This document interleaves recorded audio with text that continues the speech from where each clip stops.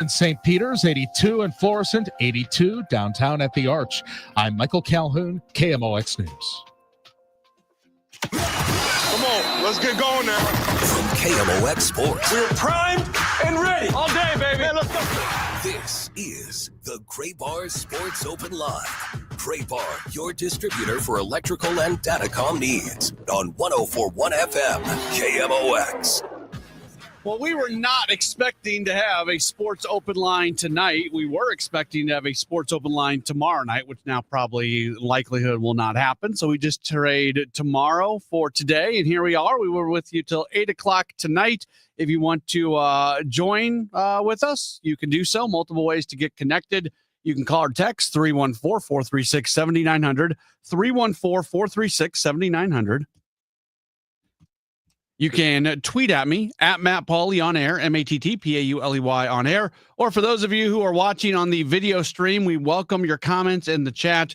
We are on Facebook, we are on Twitter, we are on YouTube, and we are available to you as we talk mostly Cardinals baseball between now and 8 o'clock tonight. On the program, we've put together a few guests that are going to join us. In about 10 minutes, our good friend Bernie Miklas is going to join us, KMOX sports contributor, also part of the team over at STL Sports Central, and also contributes to the Cardinals Territory podcast, along with Katie Wu. So Bernie's going to be with us in about 10 minutes. Joe Roderick's going to join us at 6:35. A couple reasons why. Reason number one, Joe's awesome, and we love talking to him. Reason number two, because when the Cardinals get rained out, Joe Roderick comes on Sports Open Line. It has become kind of a bit. I feel like I'm downplaying his like appearance, calling it a bit, but there's kind of a bit to it that it is an automatic that if the Cardinals get rained out, that he comes on. And then Jacob Sersasimo from Channel 4 and also from Matrix Midwest, he's going to join us at about 7:20. So I did not realize the actual number. This is one of the reasons that wonderful people like Derek Gould exist, because he knows stuff like this just off the top of his head. There is a rule in Major League Baseball about the number of split doubleheaders that you can play in a year without special like dispensation from players. And that number is, I guess it's 5, because this is going to be the Cardinals' 6th doubleheader tomorrow. Cardinals players would have had to agree to a split doubleheader tomorrow. That's part of the collective bargaining agreement where owners, teams can put in place, because it's extra time at the ballpark, right? You are asking players to show up for a game in the afternoon and to stick around for a game at night with a whole bunch of time in between. That's what a split doubleheader is. And there are restrictions on how many of those you can have in a season without it being voted on by players. I don't know if this was voted on by players or not, but players do have to agree to it. So I didn't realize the Cardinals were up at that number. You could ask anybody around here when we first got word that it was likely to be a rain out today. I told everybody, I bet it's a traditional doubleheader tomorrow. And people kind of pushed back, like, it'll be a split doubleheader. That's what they'll do. I said, White Sox don't really draw that much. They're not going to lose that much gate by doing just a single entrance opening. Cardinals are going to try to get out of town. It's a getaway day. To me, this just yells and screams traditional doubleheader. So then it comes down as the traditional doubleheader, and I kind of puff my chest out a little bit because I got that one right. I don't get everything right that I say. And then I read the Derek Gould tweet that part of the reason why was the fact that they were at the point where players would have had to approve a split doubleheader. So instead they go to the traditional, which it's still a long day at the ballpark. It's always, that turnaround is quick. That first game's going to end tomorrow. 30 to 45 minutes, generally closer to the 45-minute number, they're going to be playing baseball again. So there's a lot to do in those 45 minutes. From a grounds crew standpoint, they're going to re-manicure the field. From a player's standpoint, they're going to go in, they're going to get changed. They're probably, more often than not, you wear different uniforms in that second game. Some guys will take a shower. You're going to try to eat something, all that sort of stuff. And then from a pitching standpoint, it's getting out to the bullpen and the starters getting ready and having the opportunity to go through their full pregame routine. A lot of those guys, before they're even throwing in the bullpen, they're out on the field doing some things. So that's a tight window. That is a tight window on the 45 minutes. I have not yet seen if the Cardinals have announced the starters for if they could potentially do something different. This would be an opportunity to bring Michael McGreevy up. When did McGreevy last pitch? I should know this, shouldn't I? Hold on. Let's see. I'm just talking off the cuff here. Is there an opportunity, because you'll have the extra guy available to spin what? Just turn on your microphone, Kyle. I know you're trying to give me hand signals. I am. It was June 8th, the June Sunday 8th. against the Dodgers. He hasn't pitched in 10 days? Oh, I thought you meant with the Cardinals. No. Oh, my bad. I was about to say, all right, I'm still working on this. This is fantastic radio all the way around. My thought there was, has it been 10 days since he's been back? But that doesn't apply for the extra man. Right. Now, there is a rule about using the extra man when the rain out is called, like the day before. Michael McGreevy, he last pitched on June 14th. So that was Saturday. 1, 2, 3. It's 4 days rest. So maybe Michael McGreevy is going to pitch tomorrow. I don't know. I have not seen. Has anybody out there seen the starters listed for tomorrow? I have not seen that. If I do see it, I will. But that, to me, that's a potential opportunity. We'll see if they try to do it. Chicago's a really easy place to get into. I think Memphis is in Norfolk right now. I'm sure that if they want to get somebody into Chicago for tomorrow, they potentially can. All right, Bernie Miklasz, he is going to join us in just a moment or so. Don't go anywhere. This is Sports Open Line on KMOX. Hey guys, Glover here for my friends at Cantor Injury Law.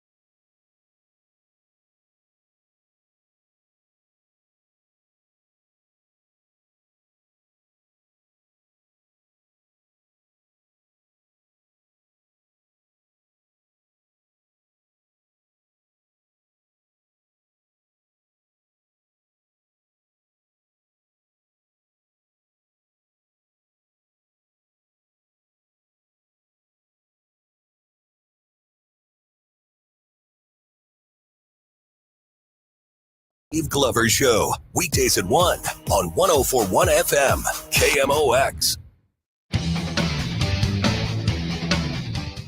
It's an unexpected Gray Bar Sports Open Line. No Cardinals baseball tonight. They're back at it tomorrow. They'll play a traditional doubleheader against the White Sox with our coverage at 12:20, 1:15, 30, 45 minutes or so between game number 1 and game number 2. Right now, we are very happy to welcome on to the program, courtesy of Saliga Heating and Cooling. It is our good friend Bernie Miklas. Of course, you see him and you read him over at STL Sports Central. What was STL Sports Hub? They've changed their name, so in case you're confused what in the world we're talking about, it's STL Sports Central now, and also he's part of the Cardinals Territory podcast, and he does a lot of stuff here at KMOX. Bernie, always good to talk to you. How are you? I'm doing good, man. Great to be with you, Matt Pauley. So I guess I'm kind of a relief pitcher out of the bullpen, so to speak, metaphorically speaking.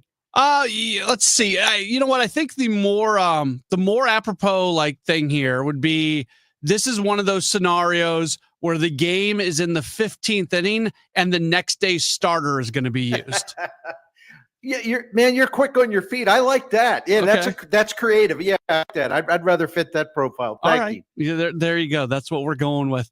All right. So just really generally before we start to get in here, the Cardinals played well yesterday, but obviously the trend over the last couple of weeks has not been good offensively. It has not been good.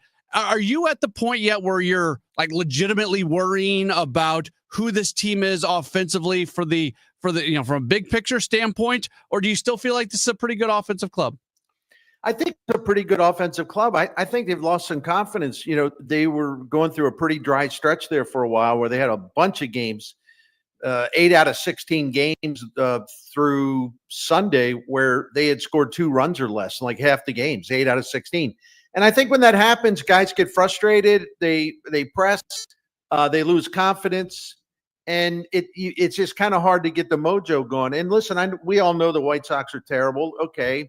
But you got to get started now. I mean, you got to go in there, and if you have a chance to beat them up, you beat them up. And you build on that. And then all of a sudden, people are coming to the ballpark, the players, and they're feeling better about themselves or feeling better about the team. And it all starts to roll again from there, because often this year they've been an above average offense. I mean, it's not a powerful offense. We know that. I mean, even their doubles rate has really slowed down, and they don't hit a lot of home runs. But they're very good at making contact. When they're at their best, they're battling pitchers. They're extending counts. They're making guys work. They're hitting strikes. They're putting the ball in play. And listen, that's fundamental stuff, so they can get back to that. I do wish they had more power. I do. Because it would just make it a lot easier. It's really hard to kind of have to put a bunch together to score a lot. But I think it's a good offense that went through a really bad time, and now they just sort of have to put it all back together again. I don't know if this is going to happen. And if you've seen something, you can tell me I'm wrong, and I'm totally fine with that. I have not seen any official announcement in terms of starting pitchers for tomorrow.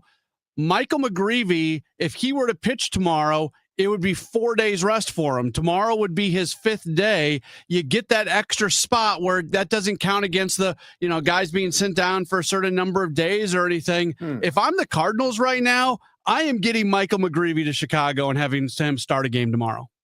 Why not? Right. Yeah. And then you can set up your pitching for the rest of the week against the Reds, and, I think could handle it. I don't know whether, there's always a question like, well, how many pitches would you want him to throw? Would you put a limit, a harder or more stricter limit on him? I don't know the answer to that, but that's an interesting idea. That's what I would certainly do. You mentioned it in your column today. And again, because it was against the White Sox, I don't want to make too much of anything, but at the same time, you look at what happened. So the Cardinals could have scored in the first inning yesterday. They didn't, and that was that kind of impending sense of doom. Here we go again sort of thing. Then the White Sox push across a run in the bottom of the first inning, and it's like, geez, this team cannot get an early lead.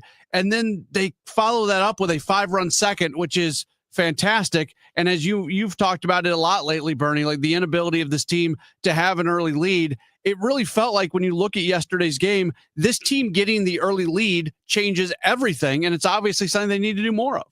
Yeah, and during that 5-11 stretch that ended last night, the Cardinals, for people that didn't see the column or hear us talking about it on the Gas House Gang, the Cardinals in their 11 losses, they only had the lead at any point during the first 3 innings in like one game. In 2 other games, they were tied. So in the other 8 losses, they were behind. And they were behind after the first, after the second, or after the third. And most of the time, they were behind by multiple runs. And see, when your offense ain't going all that well and you're already kind of pressing, all of a sudden you're chasing the game over and over again. Every day you're chasing the scoreboard. You're chasing the scoreboard. You're trying to make things happen right away. You probably get out of your mental zone that you need to be in to maintain your poise. So I thought that was a huge thing last night. That, here they go again. They're down 1-0. But listen, the White Sox were like shooting air balls all over the place. And, I was looking for the clown car a little bit, and it didn't come out. But as I joked today, the White Sox were very generous hosts. They took it easy on the Cardinals, and they were very generous in terms of just helping the Cardinals get restarted here. But that's what you got to do, man. The Cardinals took advantage of it. I mean, they 12 hits, 5 walks. I mean, 4 for 11 runners in scoring position. The top 6 lineup spots were ridiculous in terms of being great in that game. But that's what you got to do. You got to beat the teams you should beat. And one of the points I made today, for all the people who say, "Oh, calm down, all you St. Louis media cheerleaders, it's just the White Sox." Well, number one, the Cardinals lost to the White Sox last year. They lost 2 out of 3. That was a team that's 41-121. If the Cardinals would lose this series, people would be squealing. Mm-hmm. And the Cardinals have not been all that great against lesser teams this year. Going by today's records before the action started, in terms of losing, the teams that have a losing record as of right now, the Cardinals only 16-12 against those teams. So listen, one thing they got to do is beat teams that I think they're better than. And so you take it whenever that comes. You don't sit there and nitpick it, because that's just silly. I listened to your conversation that you and Ranj and Tom had with Oliver Marmol yesterday, and something really struck me, because you guys were talking about it was a combination of getting guys playing time and also roster configuration. And specifically, it was Thomas Sajaci and whether or not there's an opportunity to get him there and get more guys some days off and get him in there. And same thing with Nolan Gorman, getting more guys off and getting him in there. And Ali talked through it well, but he opened up his answer saying, this is a front office decision as well.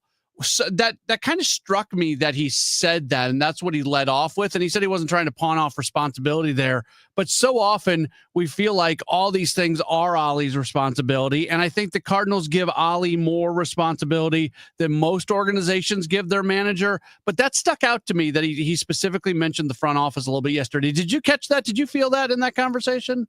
Oh yeah. I thought he really wanted to make that point known, because I do think that maybe we, not necessarily you or I, but I think it's easy for, a lot of people just to forget that the manager doesn't set the roster.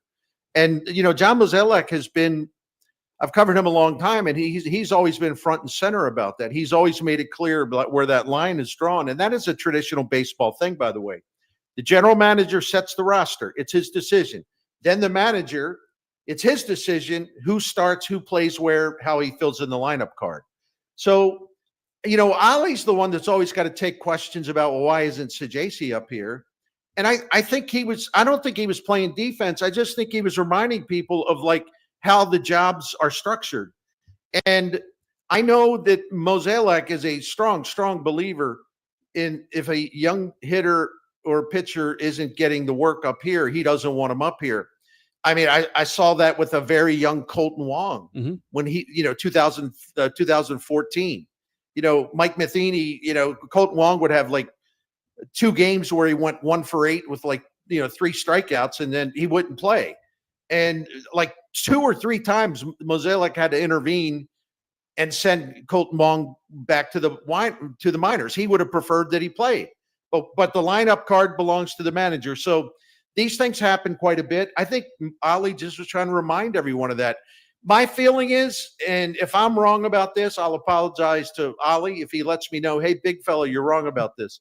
I actually kind of think he wants Sajaci up here, because one thing he did when I asked a follow-up question about this, I explained, well, you could get Sajaci a couple, 3 games a week, because he could, if you win a little extra rest, you give Donovan a game in left field, or you rest him, Donovan maybe plays third base, Gorman maybe plays third base, which means Sajaci could play some second. If you rest your guys, Arenado and Wynn and Donovan primarily, if you rest your guys a little more, you'd be able to get Thomas Sajaci in there. And he agreed that he could. And that's when I think that's when he kind of came in with but I don't set the roster. I think he would find a way to get Thomas Sajaci involved. I really do. I think he really loves the guy. He's having a hard time finding Nolan Gorman time, though.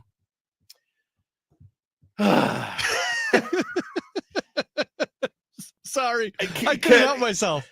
Kevin Wheeler sent me the lineup, and he said, guy's been their best hitter for the last 3 weeks and leading the team and everything, and the White Sox are starting a right-hander, and he's on the bench.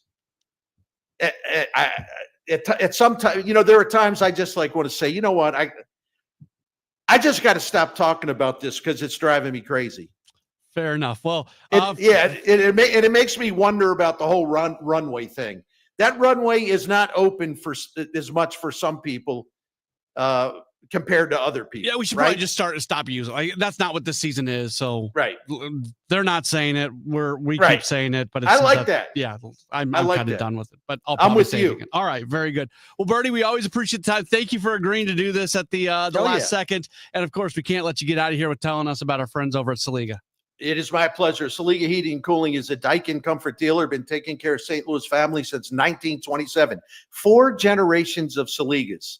Dan Saliga being the latest, owner, operator of this proud family business.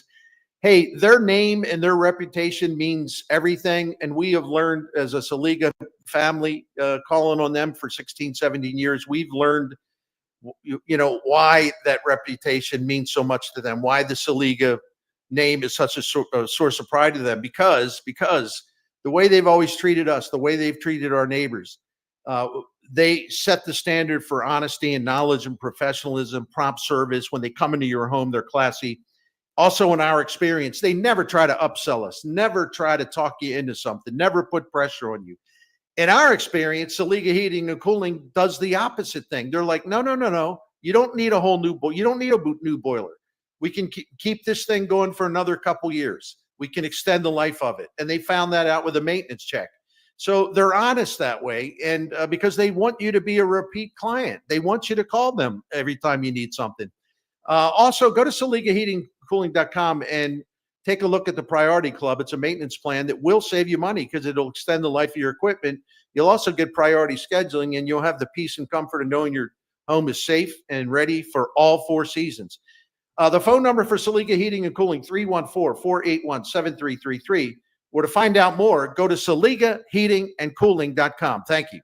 The Bernie Nicholas Report on KMOX is sponsored by Saliga Heating and Cooling, a Daikin comfort dealer. Hospital Sisters Health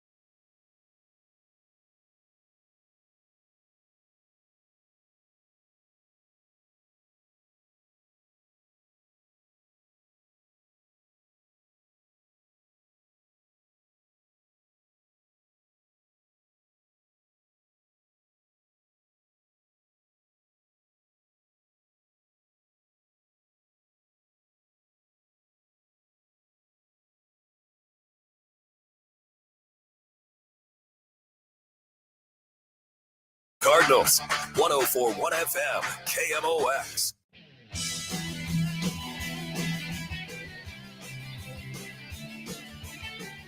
Back at it here on KMOX. It is a sports open line, a Gray Bar sports open line, as we are rolling through on a night where we thought we would have baseball for you, but it is evidently, we'll find out for sure, but it is evidently raining in Chicago, so there was no way to get the game in. They're playing a traditional doubleheader tomorrow in Chicago right now. And of course, those of you who follow along here at Sports Open Line, you know that we've got a little bit of a bit going. I hate calling it a bit because I love having this guy on, and I feel like calling it a bit kind of dumbs down or lessens the impact of having him on. So I'm not trying to do that, but it's also fun because when it rains, we bring Joe Roderick on the show. If it's a Cardinals rainout day, it's a Joe Roderick day on Sports Open Line. Hi, Joe. Hey, Matt. How are you? I'm good. You're in Chicago. I am. I came up for the games today. I think we've talked about this before. So I grew up on the south side of Chicago. So I grew up a White Sox fan. And any chance I have to come back up here to Comiskey, as I still call it, I will take full advantage of that. So came up here and was there last night, had plans to go tonight with a few friends from college. And as I was just telling your producer, Kyle, I got in a quick nap before it. I woke up and saw I had a text from him, a text from Claves, a text from my buddy, everybody saying the game was canceled. And yeah, a little bummed out about that. Are you going tomorrow or do you have to get back to St. Louis? I got to get back to St. Louis. My kid has a baseball game and I coach, and I'm going to get back on the road. Maybe tonight, I don't know. But I'm going to be back. Got to be back for that. So I'm going to miss out on the game tonight, which I was looking forward to seeing Sonny Gray on the mound going up against the White Sox offense. Is it raining right now in Chicago? It is. Yes, it is currently raining right now. I thought, looking at all the reports, I thought that it looked like it was going to stop around, 8 o'clock or so. So I thought maybe they were going to try to get it in. Normally teams will look at that and they'll say, we don't want the fans driving in bad weather. But I mean, you're talking about a couple hundred that are going to a White Sox game. So I didn't think it would really matter for that. Well, and they have to do the when they came out with the traditional doubleheader, they have to do it because of the number of doubleheaders that the Cardinals have played this year. There's rules with the PA, but even if that didn't exist, they probably do that. They're not worried about the gate tomorrow being impacted by losing the attendance for one game. They're going to be just okay. Yeah, I saw Derek Gould's tweet about that, saying that the Cardinals have played so many doubleheaders that now the players have to decide. And I'd love to know just what exactly goes into that, like how that is decided. And because, we've talked about this, and I'm sure, you've talked to players about it too. Like, they hate having to make up a game on a day off. They don't want to give up that off day. They'd rather play the doubleheader. But I wonder what goes into it as far as, okay, hey, we're just going to go back to back, other than, okay, we're going to wait 3-4 hours, clear out the stadium, and then bring them back in. But it's crazy. The amount that they've had so far. We're not halfway through the season. They already have 6 now. This is torture on arms in the bullpen. It is, and I'll see what happens. I got somebody, I threw out the idea of using the extra spot tomorrow for Michael McGreevy, because McGreevy last pitched in the minor leagues on June 14th. So that was Saturday. If he were to throw tomorrow, that would be a 5th day. It would be 4 days rest. Now, admittedly, at Memphis this year, he has not pitched on 4 days rest and gone every 5th day. They have a day off every week, things like that. So he's got him more rest. So I get in the sense that it'd be short rest based off what he's done this year, but it's still 4 days off going in. I wouldn't mind seeing McGreevy in that spot tomorrow. And who are your options at this point? Well, just going with what you were going to go with. Yeah. Right. No, I'm just talking about for that extra arm, because we've seen all of the extra arms, like we've seen the Memphis shuttle, and there's not a whole lot there to be overly impressed about. Granello's up on the team now. So, you have the latest flavor of the month, so to speak, of that arm down in Memphis. So I don't know what the other options would be. So putting McGreevy in there just in case too. You're playing the White Sox and you have your top two starters going.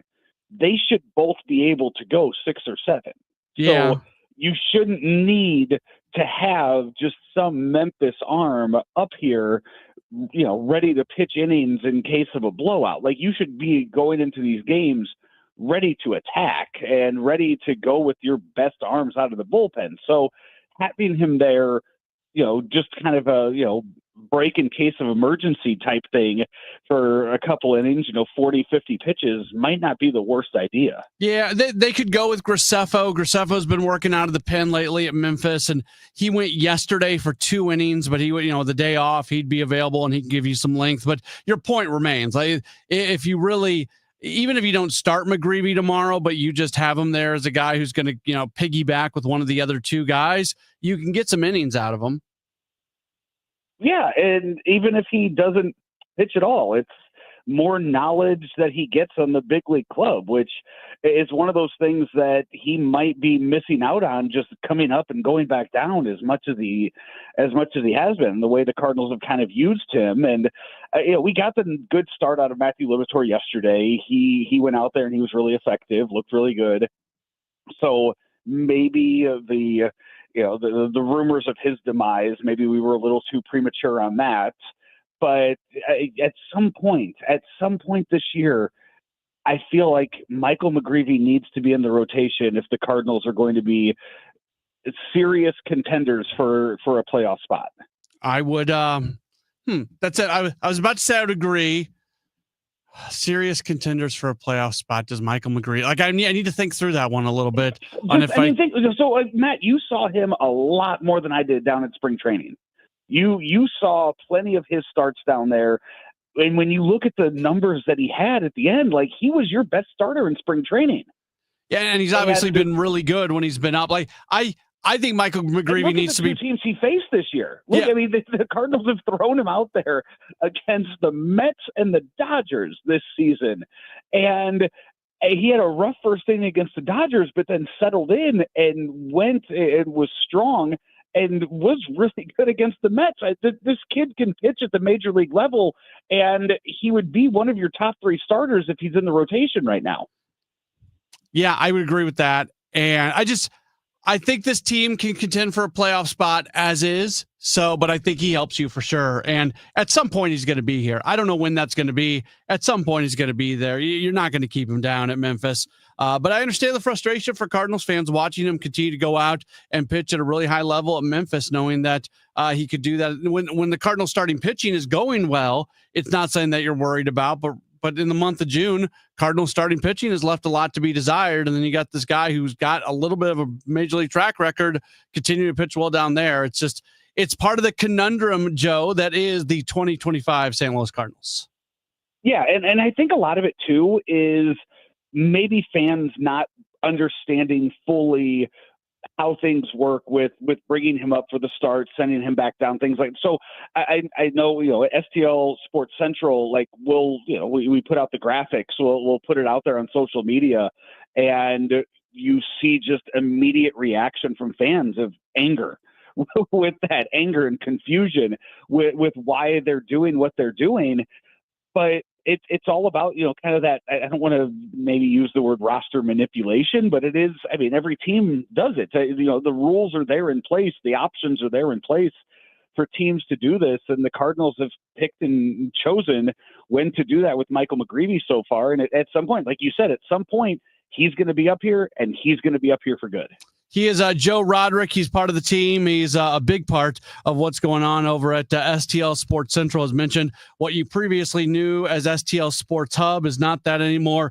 Now back to STL Sports Central. Make sure to check that out for yourself. They've got all kinds of content. Of course, Bernie's a big part of that. We just had Bernie on a few moments ago. Joe, thank you so much. We will get you on again, either just at a regularly scheduled moment or the next time the Cardinals get rained out. I hope the rain stops. I mean, that for youth baseball too in the area, it has just been brutal. I know over on the Illinois side, I think the league that my son's a part of, like they've had over 350 games rained out this year. Wow. And it's a mess for so many people, and I feel for those leagues. It's such a quick thing. So my daughter is in swim lessons this week at an outdoor pool, and we were worried that this morning was going to get rained out. And if it gets rained out, then they do a makeup day. And that, like, as parents who have schedules, and all of a sudden you got to throw in a makeup day of swim lessons, it's not easy. It's not easy all the time. No, they pushed back like the league playoffs for my son like a week. And, there's parents that they thought the last day was going to be one day, and they're setting summer vacations and stuff. So, it is. It affects a lot of different people in a lot of ways. It is a thing. Well, Joe, we appreciate your time, and have a very safe travel back to St. Louis, and we'll talk to you real soon. Absolutely. Thanks, Matt. You bet. That's our good friend Joe Roderick. St. Louis STL Sports Central is where you see what he's part of, both from in front of the screen and behind the screen standpoint. We'll take a break. We got more coming up in just a moment. This is a Gray Bar Sports Open Line on KMOX. I'm John Morgan of Morgan & Morgan. I've been asked many times how Morgan & Morgan became the largest injury firm in the world. I think I know. When someone comes to us for an on-the-job injury, we have a huge workers' compensation practice.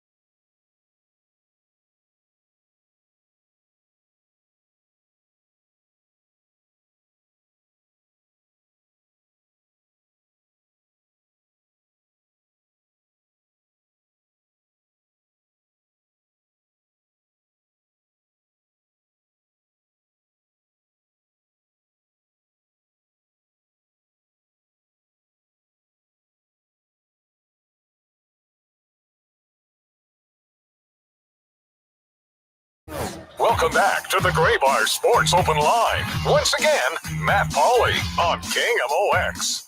Just a few minutes left in hour number 1 of the program. And hour number 2, we're going to be opening up phone lines and text line and all that sort of stuff, talking all things Cardinals baseball, giving you a chance to chime in. We'll see what happens. In all likelihood, the McGreevy thing them thrown out probably isn't going to happen. They've been giving him more than 4 days rest every time out. So I don't. When you've got, here's the way I look at life. This is I don't know if this is, I was about to say this is a life tip. I don't know if it's a tip because I don't know if this is good or not, but this is the way I live my life.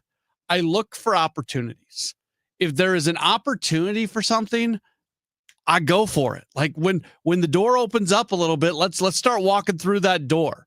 And sometimes you got to create your own opportunities and everything. I get that. But like I'm looking for opportunities. So if you remember the last time the Cardinals played a doubleheader, I was saying, and you know what they need to do? They need to get Ryan Fernandez up because Fernandez has been pitching really well at AAA Memphis. And I'm sure there's stuff that they're still working on with him, but he's been putting up good numbers. And when you bring somebody up as the extra man on the doubleheader, it doesn't count against their options. It doesn't count against the amount of time that they have to spend down at AAA. It doesn't count. It's an opportunity. It's a free chance to do something.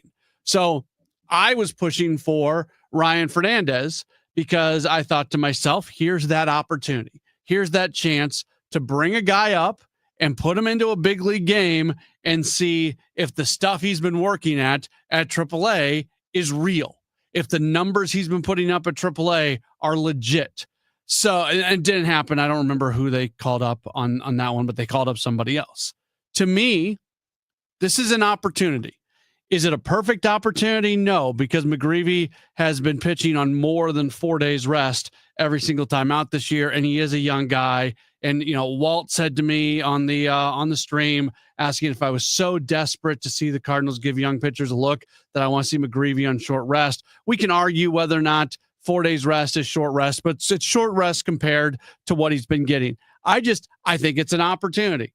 It's an opportunity to put McGreevy in there and just give him that big league chance and give everybody else a day where it was not expected to happen.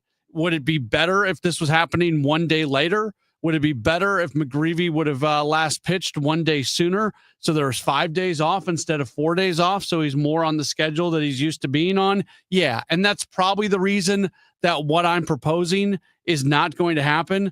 And I need to keep checking Twitter to see whether or not there has been any type of announcement, but it probably is just going to be Sonny and Fetty who start the 2 games. But that's where I'm coming from. I look for opportunities. How do you get the chance tomorrow to have a 27th player on the roster? Yes, you can look at it as who do we put on the roster to help us survive? And there's a lot of logic to that, using it as a survival tool because doubleheaders are not easy, especially when you've got so many games in a row after this one. But I think you can also look at it in my way of what's the opportunity? You get a chance for a free roster spot for a day. How would you like to use that roster spot as a way that it can be a good opportunity? We'll see what they end up doing. It's a Gray Bar Sports Open Line on KMOX. Is your home, business, or church looking tired, chalky, or in need of curb appeal? Go Rhino. Tired of painting year after year? Go Rhino. Our unique 3M ceramic technology is perfect for brick, stucco, aluminum, steel, color.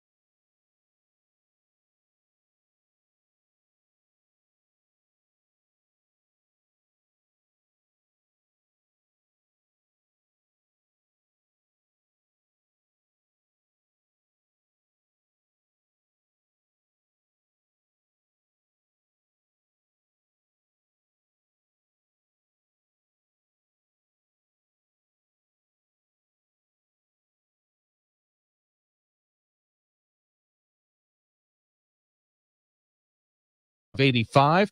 Clear tomorrow night, low 68, 92 for Friday and Saturday, Sunday, and Monday. Plenty of sunshine and a high of 96 with the heat index about 105 each of those afternoons. Right now, we've got a partly cloudy sky. It's 82 downtown at the Arch. I'm Michael Calhoun, KMOX News. Welcome back to the Gray Bar Sports Open Line. Once again, Matt Pauley on KMOX. We are back as we get into hour number 2 of the program. If you're tuning in looking for Cardinals baseball, well, you're not going to get it tonight because they were rained out in Chicago. Instead, a traditional doubleheader is going to be coming up tomorrow afternoon as they'll play game 1 at the originally scheduled time of 1:15. That means our coverage at 12:20. Check that, 1:10. That means our coverage at 12:15. They'll play the first game. They'll have about between 30 and 45 minutes, probably closer to 45 minutes between games. And then the second game will indeed get underway. So we've got doubleheader baseball tomorrow and a full sports open line tonight. We've been talking a whole lot about what it's going to look like and what they should do in terms of starting pitching tomorrow. This is breaking news from St. Louis's News Radio, KMOX. Oh, baby, here we go. Got some news for you when it comes to tomorrow's pitching.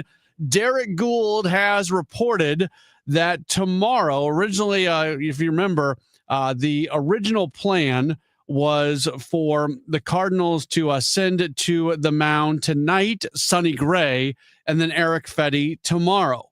Well, that is not going to line up that way. We've been talking about it a whole bunch. The way it is going to line up tomorrow, according to Derek Gould of the St. Louis Post-Dispatch, Eric Fetty is going to start game number 1. And in game number 2, the 27th man for the doubleheader is going to be right-handed pitcher Michael McGreevy. McGreevy is getting the start in game number 2. He is pitching on 4 days rest, so a traditional 5th day start for him, which he hasn't really done this year at Memphis, but it's still not like it's super short rest or anything. You would think there's a chance he might be on a little bit of a pitch count, but who knows? But there you go. Michael McGreevy indeed is going to start game number 2 of the doubleheader tomorrow. I talked so much in that last segment before the news about using the 27th man for the doubleheader tomorrow as an opportunity. And this is an opportunity to A, get Michael McGreevy in there for a start, and B, give everybody that day off. And there's been so much talk about how the Cardinals have kept their starting pitching healthy this year, trying to utilize essentially a 6-day rotation as often as possible, utilizing the off days when you have that, utilizing a 6th man when you don't have off days and everything. So this checks both these boxes. I'm excited. And this can probably afford you 3 McGreevy starts in the month of June, because they can then return him to Memphis with it not counting against his clock, where he has to spend the amount of time that he has to spend down in Memphis, and then he can return for another start later on in the month, which is what, if you've listened to Oliver Marmol talk recently, I think he was asked on Gas House Gang this past Tuesday, if I remember correctly. I think he was asked about whether or not they would go back to a 6-man rotation. And he said that they've got it pretty much mapped out, and that is a likely thing later on in the month. So in many ways, this is a benefit to this team, to what they want to do when it comes to utilizing starting pitching. They are able to do this. So Michael McGreevy is going to start the second game of the doubleheader tomorrow. And I'm very happy about that. I'm really, really happy about that. And I'm excited to see what he's going to do. Sonny Gray, by the way, he gets pushed back. And so he'll pitch this weekend against the Reds. I don't think they have announced yet when he's going to pitch. I like this for a couple reasons. First off, with all due respect to the Chicago White Sox, having Fetty pitch against a team that you're right next to in the standings, that can be a more impactful moment. It also buys an even a little bit more rest for Sonny, because he's coming off a start his last time out where he was frustrated. And he's somebody of all the guys out there that kind of have a routine to getting ready for their start. Sonny's got a routine to it. He goes through a lot. Not that, look, if you needed him to pitch tomorrow, he could pitch tomorrow. It would be fine. But in a perfect world, it's not something where he went through his routine to get ready today. And I'm not talking about like literally going to the bullpen and throwing before your start. He didn't do that. But everything else that you do throughout the afternoon leading in, he did that. It's not a perfect scenario to have him pitch tomorrow. So instead, you push him back. Maybe he goes. I would think likely he goes Friday. That's what, just push him back. Past tomorrow, where he would go Friday night against Cincinnati. That seems to be a logical thing, and everybody else gets pushed back as well. And if you do that, then the rotation would likely go Gray on Friday night against Cincinnati, Palante on Saturday, and then Michaelis on Sunday, and then the Cubs roll into town on Monday. And that's where you would go with Liberator. And at some point during that Cubs series, that's probably where you would utilize Michael McGreevy. So if McGreevy's pitching tomorrow, 1, 2, 3, 4, 5, you could pitch him either Wednesday or Thursday against the Cubs if you wanted to do that and bring him back up. So that's where things are at right now.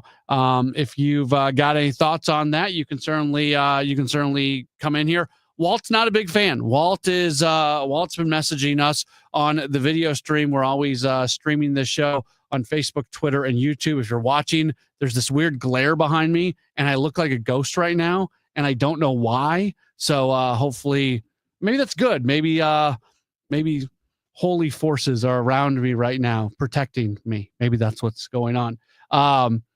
But Walt is not a big fan of it because of the shorter rest. Again, it's not, we need to watch how we use this term. I think it's not short rest in the sense that it's 4 days rest. And in a standard 5-man rotation, that's the rest that you get. At the same time, it is short rest in the sense that McGreevy has basically pitched on more than 4 days rest just about every single time out this year. So that is something that he hasn't done a whole lot of. So that's why I think there might be some sort of pitch count restrictions. And look, he was pushed in his last start, pitching against Gwinnett on, was it Saturday? I said, yeah, on Saturday on the road against Gwinnett. He threw 89 pitches. So that's a fair number. I mean, that's about what he's been throwing. In his starts in May at AAA, he threw 90, 92, 90, and 94. Then his next start at AAA, that was that game where they pulled him after 4 1/3 at 75 pitches, knowing that he was going to make his next start at the big league level. But yeah, that's I think it's a good decision. I think it's a really good decision, and I am excited to see what Michael McGreevy can do. So this is taking advantage of the opportunity that you've been given by having the 27th man that you're able to utilize tomorrow. So that's a good this year. Yeah, we have been critical at times of the Cardinals on some of their decisions that they've made. And I'm not saying that I agree with every single decision that the team has made this year. There's certainly some things that I don't completely, totally understand. There's some things that I would tweak. But, man, give credit where credit is due. The Cardinals have used common sense in their decisions more so this year than I can think of in recent years. And it goes back to some of the things that were done in spring training. It goes back to the start of the season and having Lars Nootbaar in that leadoff spot. Even now, like they had a fantastic opportunity when they made the decision to pull Lars Nootbaar out of the leadoff spot. They had a great opportunity to just put Mason Wynn there. And my contention is that Mason Wynn doesn't make a whole lot of sense as your leadoff hitter right now, that you can get more out of him. And I think what we've seen from him in the 2 spot shows that. He's been really, really good there. So what have they done? They've taken a guy like Brendan Donovan, who does profile out as somebody who should be able to succeed in the leadoff spot. He has fantastic on-base percentage. We saw him with the 4 hits yesterday. They put him there. And Donovan's going to be the leadoff guy until Nootbaar gets right. So I think, the decision to go with Victor Scott II and eventually move on from Michael Ciani and put him at AAA. They were doing kind of that wacky thing with the defensive closer there for a little bit, but at some point the roster just didn't make sense anymore with Ciani on it, and they didn't go try to do something wacky. They did the common sense thing, and they got Ciani to AAA. Like, that's sometimes in recent years, it felt like they've not always been the best when it comes to common sense decisions. And I think they have been really, really good in those areas this year. So I commend them for that. And I think McGreevy starting tomorrow makes a whole lot of sense. We'll talk with Jacob Sersasimo. You see him on Channel 4 and Matrix Midwest. He joins us in just a moment. Don't go anywhere. This is a Gray Bar Sports Open Line on KMOX.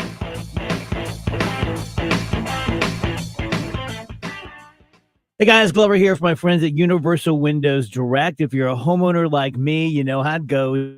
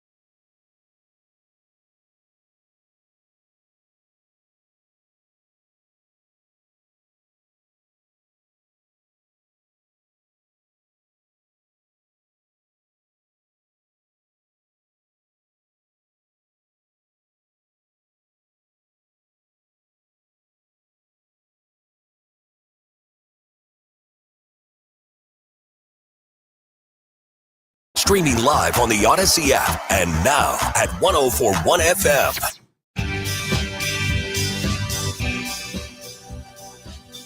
Back at it on KMOX, a Gray Bar Sports Open Line, an unexpected Gray Bar Sports Open Line because we were expecting Cardinals baseball tonight. We don't have that. They were rained out in Chicago against the White Sox. They'll play a traditional doubleheader tomorrow. Don't get many of those anymore. More often than not, split doubleheaders, but they'll play a doubleheader of a traditional variety tomorrow. 1:10 first pitch for game one, 12:15 for our coverage, and then game two will roll right out of game number one with 30 to 45 minutes in between. Right now, happy to welcome on to the program. You see him on Channel 4. You see him on Matrix Midwest. He is our friend, Jacob Sersasimo. Follow him on Twitter at Jacob Sersasimo. Jacob, always good to talk with you. How are you? I'm good, Matt. Thanks for having me on once again. Yeah, absolutely. Breaking news of the last 20, 25 minutes is the Cardinals are going to utilize their 27th man for the doubleheader tomorrow to bring up Michael McGreevy, and McGreevy is going to pitch the second game tomorrow. They'll push Sonny Gray back. He'll pitch in the Cincinnati series. That also gives you the opportunity to pitch Gray in both the Cincinnati and Chicago series. So just general thoughts on this news here. First, McGreevy starting a game tomorrow, and also the way the rotation sets up now, even a little bit better for the next week or so with a couple divisional opponents coming in. Yeah, I really like it. Honestly, this year, if you're going to say we're going to give young people and young players a chance, like they've done with Victor Scott II, like they've done with Jordan Walker, like they've done with some of these players, then you might as well do it with Michael McGreevy too. I actually heard Ollie Marmol say on one of your guys' shows on Tuesday, the Gas House Gang, he said something about some of these other players coming up, and he's like, for who though? Who are they coming up to replace? And I think this is a perfect example of a need for Michael McGreevy, but I think that's a fair question. Even when you look, I think he was talking about position players, but it also works very well with guys like Michael McGreevy, right? He's a starter type guy, but you've already gone to 6 starters at one point this season. You also have Steven Matz kind of up there in the chamber as well. Like, where do you put Michael McGreevy? You get a doubleheader and you have a busy month of June after this, the second half of June going into July. This is a perfect time to bring up Michael McGreevy, I think. And I think when he gets up here and he gets his shot at the big leagues, I think he's intentional enough, and I think he is prepared enough to keep getting these shots at the big leagues. And if this is what they said they want to do this year, is give these young guys a shot, then I think this is a perfect example of giving a young guy a shot and continuing to find spots that you can bring McGreevy back up to the big leagues to get him innings. And that's exactly what they seem to be doing tomorrow. Yeah, and if they want to run it this way, and we'll see if it plays out this way or not, because with it being the 27th man situation for tomorrow, that doesn't count against the required time that he has to go spend at AAA Memphis between big league stints. They can bring him up for the one game tomorrow, and then they could potentially bring him up again 6 days later, and he could make back-to-back starts now, because I know they want to go back to a 6-man rotation at some point in the month of June. So it just seems like a really good opportunity to get him back up here. You were almost gifted a bonus start for McGreevy with this doubleheader tomorrow. Yeah, get him as many innings in the big leagues as possible, right? McGreevy's not going to be necessarily your answer for this year. You've kind of gotten your good answer of a young guy for this year, or young guys, I should say, with Liberator and Palante. But moving forward in your organization, you want who's the next big thing coming out of the minors. And it's going to be Michael McGreevy. You look at Tekoa Roby and Quinn Matthews, some of those other guys, those guys are going to take a little bit longer. But this is Michael McGreevy, a guy that you've had in your minor league system for some time now, a guy who's kind of been trying to earn his stripes and get up to the big leagues. Get him as many innings as possible this season. I'm a firm believer in that. When you have opportunities like this, I'm not saying take innings away from guys that have gotten their innings deservedly so. Liberator, Palante, those guys. You don't need to replace McGreevy with those guys, but when you have a chance like this, bring him in all day, because as many innings as he can get in a big league stadium, the better for the future of this franchise. Yeah, speaking of pitching, yesterday we saw from Matthew Liberator looked a lot better. 6 innings, 2 runs, 5 hits against the White Sox. He held velocity from start to finish. And I don't know about you, but especially when it comes to pitching, some of the a Liberator, even though he's been a big leaguer for a while, he hasn't been asked to start every 5th day at the big league ever, and he has not been asked to start every 5th day period for a while since he was a starter coming up through the system. So you get a little bit concerned when maybe there's a red flag that pops up. It's only one start, but it really feels like yesterday was a good moment for Liberator, as he seems to be trending back in the direction of who he was earlier in the season. And I also acknowledge that it's against the White Sox, but I do believe that your assessment is correct. When you're dealing with, I think, putting these guys in a situation to play, not necessarily 162 because they're a pitcher, but pitch throughout a 162 type season and do this every fifth day, I don't really care against who it is or who's it's against, as long as these guys can get the confidence back. And when you're a big leaguer and you're younger and you haven't done a lot of this before, I think just getting confidence back is key. And that's exactly what Libby did yesterday on Tuesday, was able to get back out there and pitch 6 innings. I think a big worry with him of the last few starts was when he left that one game with fatigue issues. And they came out and said it was fatigue. And a lot of people are like, it's pretty early in the season, or it seems pretty early in the season if you're going to go the entire season as an every fifth day guy to have fatigue issues. Well, they kept throwing him out there, and he went through a bumpy road, but then he comes and throws another 6 innings on Tuesday. So I think it's as much as you like to, some people will be like, it's against the White Sox, it's against a lesser team that's not very good, the worst team in the AL.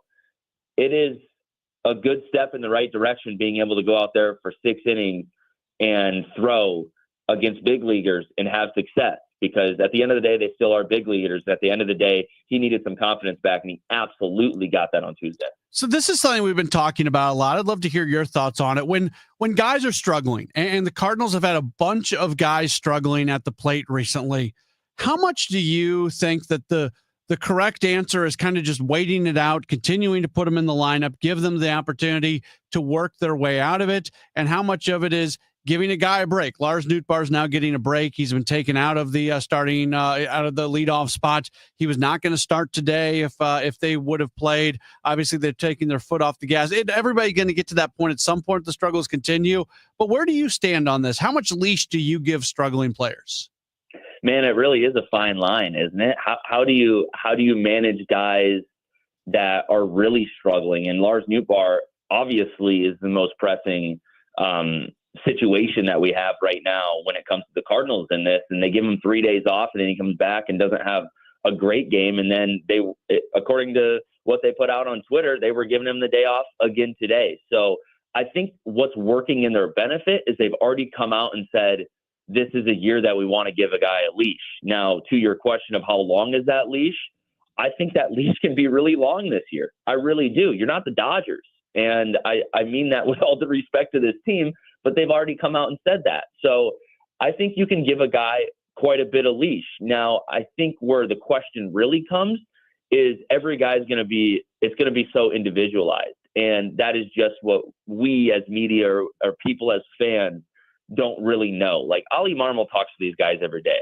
Brown talks to these guys every day. He knows exactly what these guys need and how they work. Some guys just need to bat through it. I remember last year when Arenado was going through a slump and he quit taking batting practice, or he would take, he has this thing that he does that gets him back out of a slump. And he does that because he's an all-star and he has done that for so long. Well, some of these young guys are figuring out what they need to do. And I think right now you give them that leash to figure out what they need to do to get back out of a slump. Is it stop taking BP on the field? Is it, switching cleats? Is you know what I mean? Like, it's baseball. Guys do things. But I think you give them that leash to figure out what they need to do, because right now you're not necessarily a World Series team.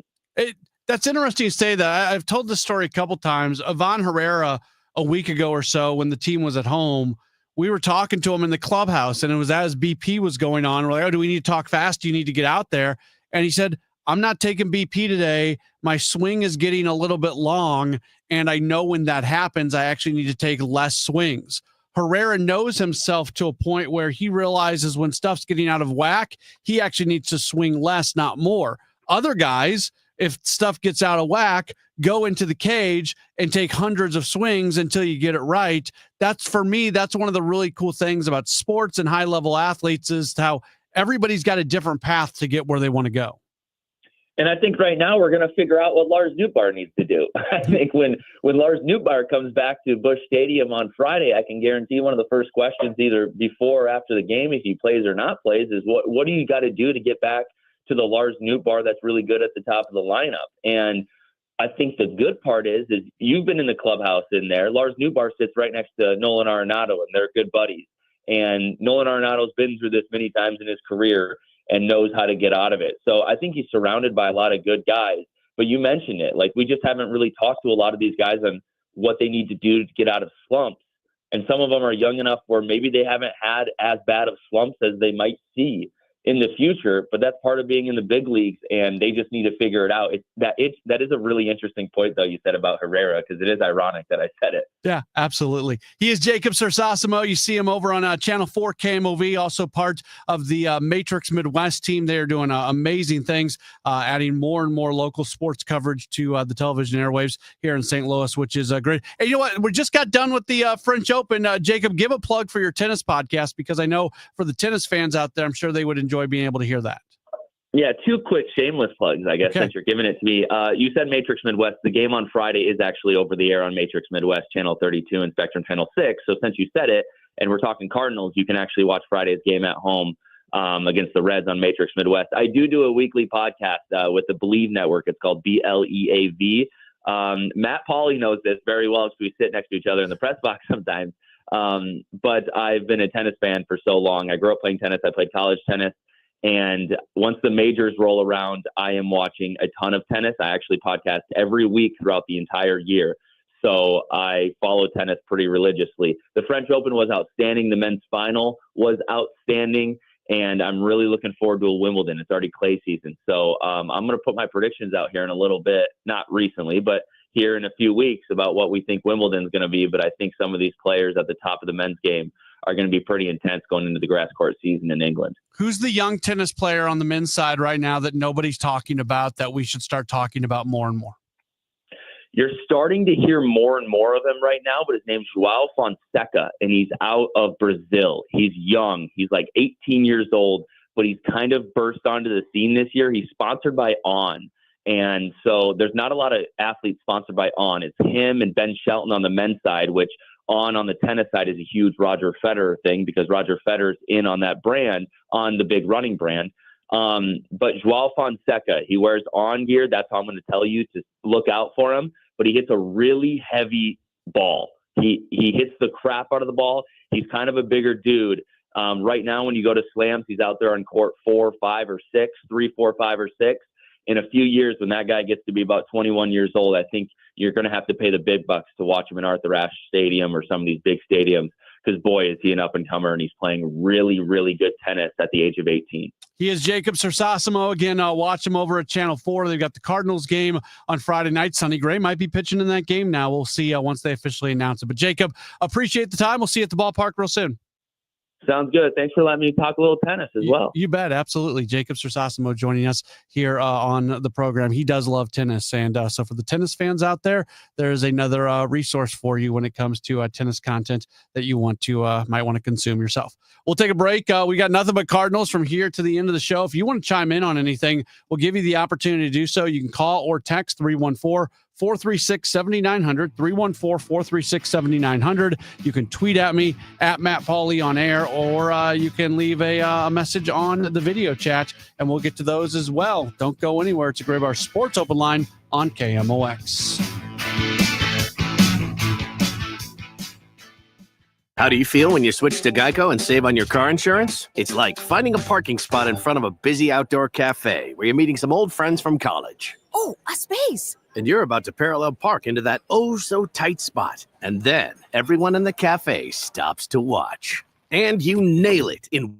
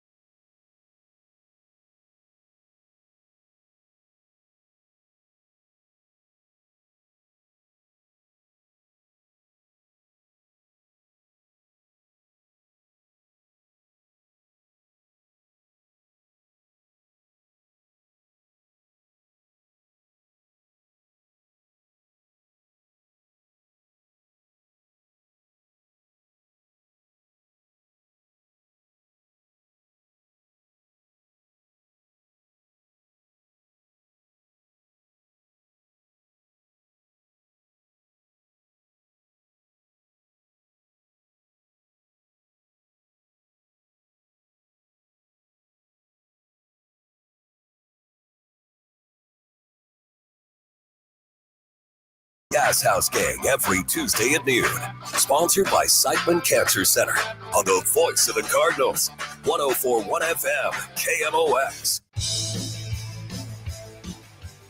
It's a Gray Bar Sports Open Line right here on KMOX. My name is Matt Pauley. Have you for another 20 minutes or so before we get out of here for the night.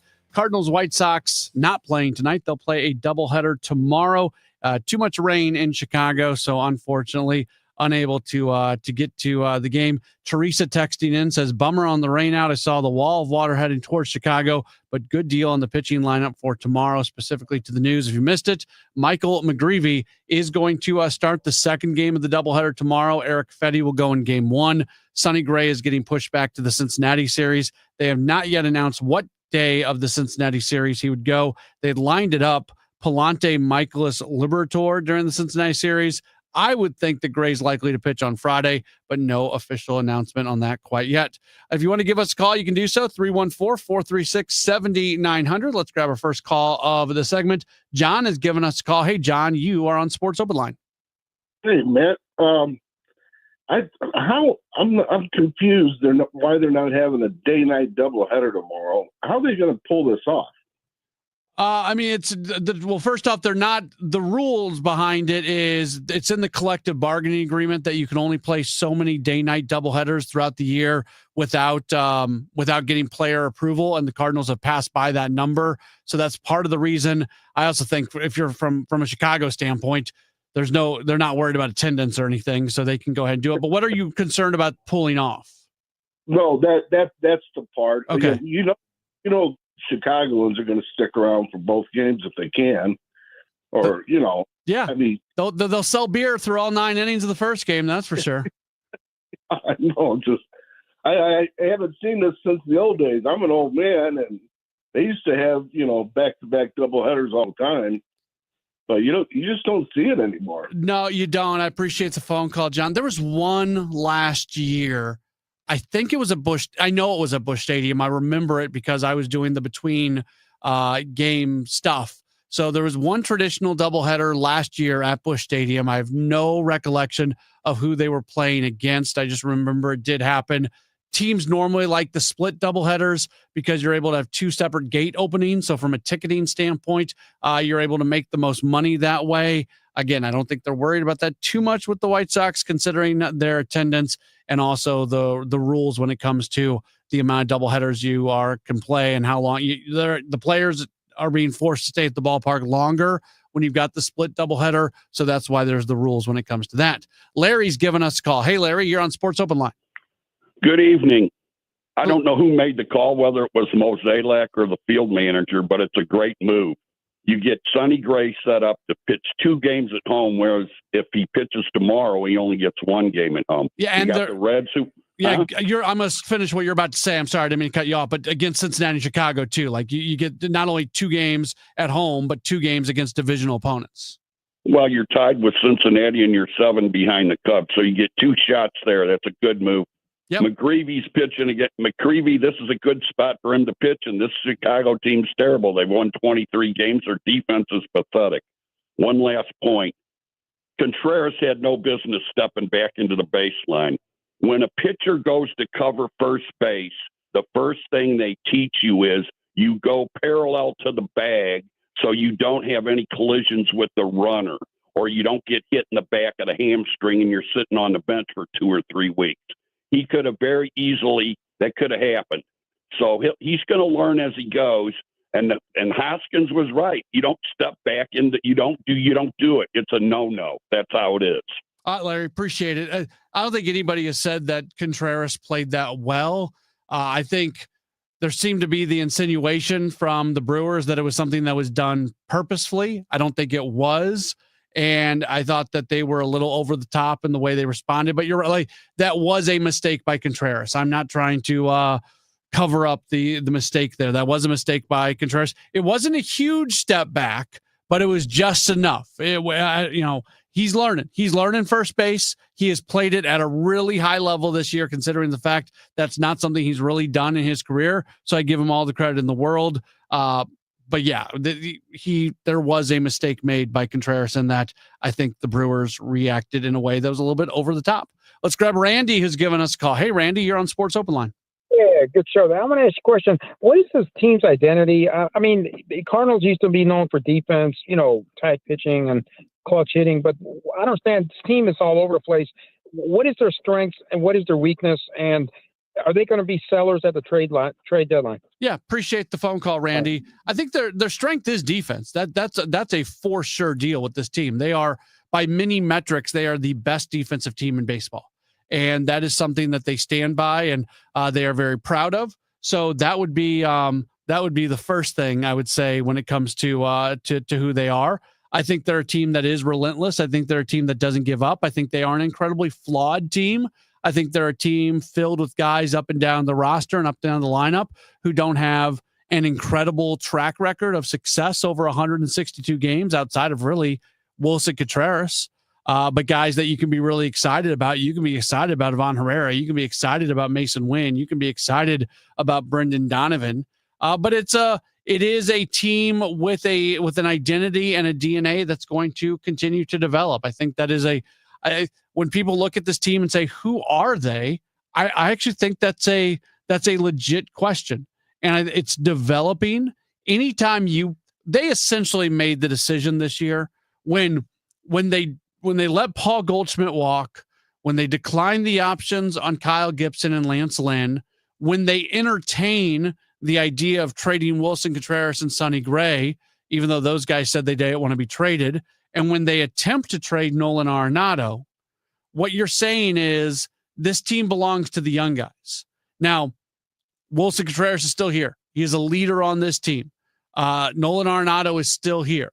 But in many ways, who this team is, it's built around the younger guys who are not just, some of these guys have been asked to, they've been asked to be big parts. Like I would not be truthful if I was telling you that Brendan Donovan hadn't previously been a big part of the team. We know who Mason Wynn was and what he did last year. Obviously, Lars Nootbaar has been impacted by injuries, but he's somebody who a lot has been expected of them.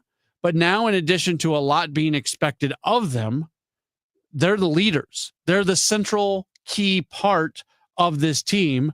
And that's what we're figuring out now, what a team like that looks like. But I do think this team has, I said this the other day. I said this the other day in almost a negative sense when I was talking about that final game of the Milwaukee series, because I loved the fact that this team seemingly always has some sort of rally going in the ninth inning, whether they're able to finish it off or not. They don't pack it in for the night, right? They are a team that's always going, and I really appreciate that about them. I thought that final game of Milwaukee, man, they had to find a way to get that run in. They didn't do it. So I was a little bit more dismissive of them in that situation because I was disappointed that they didn't push across a run. But I love so much that this team has a bunch of group of guys that until they've lost the game, until they're taken off the field for the night, they don't give up. And I know, I hear myself talking and I sound like this rah-rah cheerleader. That's not what I am. That's not what I'm doing. That's the truth about this team. They're not a perfect team. They have less than a 50% playoff probability. I think they can be a playoff club, but it's not going to be easy. They're going to need some help. But they are a team that keeps going and going and going, which is good. One more phone call before we break. Daryl has given us a call. Daryl, I got a quick moment for you. You're on Sports Open Line. Well, if you want to comment on the other side of the break, I'm fine with that.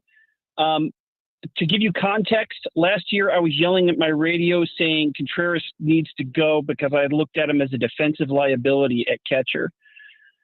The reason I bring that up is to say this. I'm wondering why people are just skipping over his name when it comes to first base all-star consideration.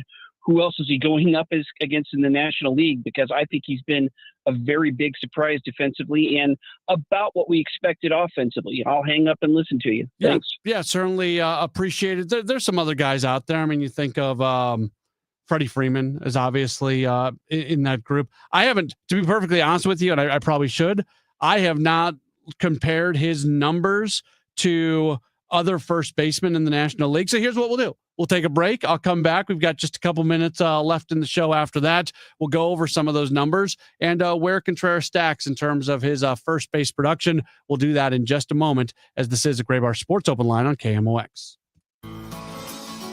Hey, St. Louis, this is Ben Barnett, board-certified master arborist with Timberline.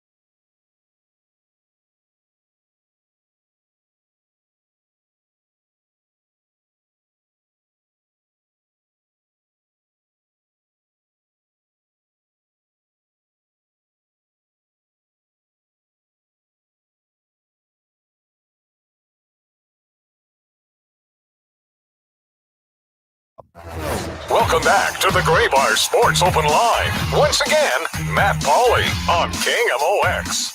Just a few minutes left in the program. So if you were listening to us a moment ago, we just got a phone call about Wilson Contreras stacked up against other first basemen in the National League in terms of all-star candidacy.